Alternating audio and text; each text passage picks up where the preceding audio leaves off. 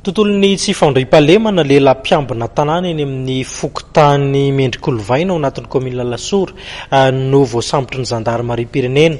Ity lehilahy ity dia manana vadin'asa ankoatran'izay asan'izay dia tsy inona kory izany fanamboarana basy vita malagasy, karazana fitaovana samihafa fampiasa amin'ny fanamboarana basy ary ihany koa basy roa no tratra tao an-tranony rehefa natao ny fisavana. Tato-baovao.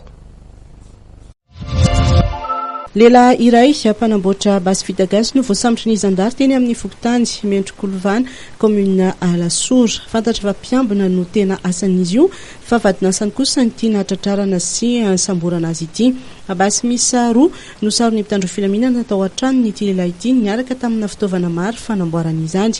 Derivan'ny zoma 10 oktobra dia nisy lehilahy iray tonga nanatona tao amin'ny biraon'ny zandary teny an-toerana fa nisy basy lava ao aminy nalainy tamin'ny mpiara-miasa. Fantatra fa nifamaly izy ireo tamin'ny fotoana io ka noentinodita ny an-tranony ilay basy. Izy ireo dia miara-miasa amina fiamenana tanàna ihany fa noho ny disadisa nisy dia zao vaky zao nafenina ho an'ilay iray.